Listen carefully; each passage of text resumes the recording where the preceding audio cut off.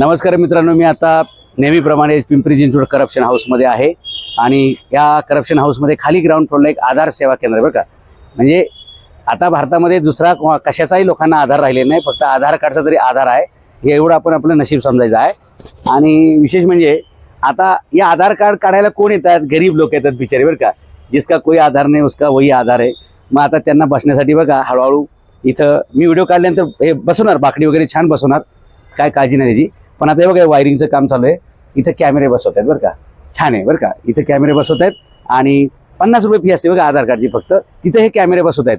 पण जिथं मोठे मोठे व्यवहार होतात, म्हणजे वरती ते चौथ्या मळ्यावर बसणारे ते कमिशनर, तिथं बसणारे अतिरिक्त कमिशनर आणि त्याच्यानंतर बाकी जिथे ते लाखो लाखो रुपयाचे व्यवहार होतात, तिथे अजिबात कॅमेरे नाहीत.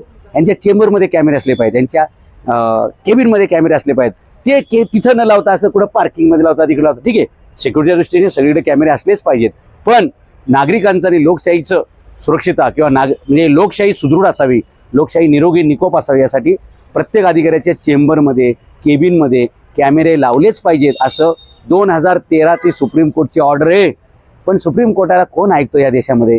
जरी ते सुप्रीम असला आणि कोर्ट असला तरी ज्यावेळी अधिकारी भ्रष्ट, दुष्ट आणि खाष्ट असतात त्यावेळी ते सुप्रीम कोर्टची ऑर्डर सुद्धा फाट्यावर मारत असतात, हे याच्यातून दिसतं. ज्या ज्या सरकारी इमारतींमध्ये अधिकाऱ्यांच्या केबिनमध्ये चेंबरमध्ये कॅमेरे लागले नसतील, नागरिकांनो मी तुमच्या लक्षात आणून देतो, या सगळ्यांवरती तुम्ही सुप्रीम कोर्टचा कंटेम्प्ट ऑफ कोर्ट लावायला सुरुवात करा. प्रत्येक अधिकाऱ्याच्या केबिनमध्ये चेंबरमध्ये कॅमेरे बसलेच पाहिजेत. आणि बाहेर जसं एअरपोर्टला दिसतं ना, कोणतं विमान येणार आहे, कोणतं जाणार आहे, तसं कोणत्या अधिकाऱ्याच्या केबिनमध्ये कोण बसलंय, त्याच्या हातात फाईल आहे का बॅग आहे का त्याच्या हातात सुटकेस आहे, हे नागरिकांना स्क्रीनवर आल्याला दिसलं पाहिजे. किंवा कमिशनरची समजा केबिनचा स्क्रीन ऑन केला तर कमिशनरच्या केबिनमध्ये कोण बसले काय झाले दिसलं पाहिजे.